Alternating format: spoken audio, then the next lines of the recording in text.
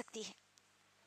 तो मेरी माँ और बहनों, सबसे पहली जिम्मेदारी, सबसे अहम जिम्मेदारी, सबसे बड़ी जिम्मेदारी अल्लाह सुब्हानहू व तआला ने जो हमको दी है, हम औरतों को दी है।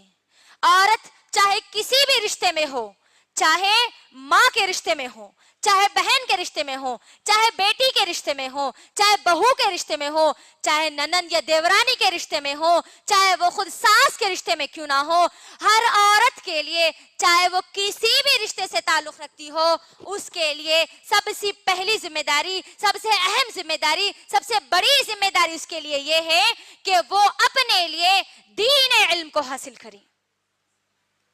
सबसे बड़ी जिम्मेदारी है मेरी माँ और बहनों, दीन के इल्म को हासिल करना हर मुसलमान औरत की जिम्मेदारी है। और ये जिम्मेदारी अल्लाह सुब्हानहू व तआला ने हम तमाम लोगों को दी है।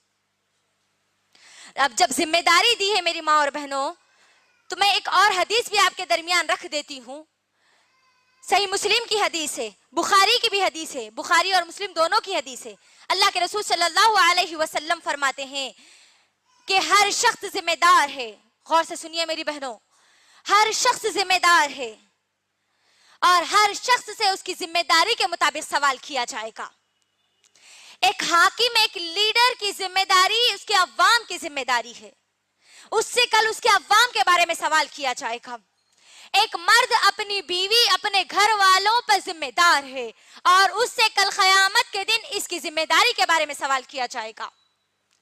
औरत अपने शौहर के घर की जिम्मेदार है, शौहर के बच्चों की जिम्मेदार है, शौहर के माल की जिम्मेदार है और कल क़यामत के दिन इस औरत से उसकी जिम्मेदारी के बारे में सवाल किया जाएगा। गोया हर औरत जिम्मेदार है, हर इंसान जिम्मेदार है और हर एक से उसकी जिम्मेदारी के बारे में सवाल किया जाएगा।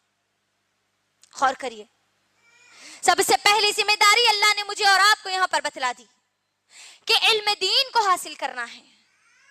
गौर करिए मेरी बहनों कि ये इल्म दीन हासिल करने की जिम्मेदारी हमने कितनी अदा की है, कितनी हमको अदा करना है।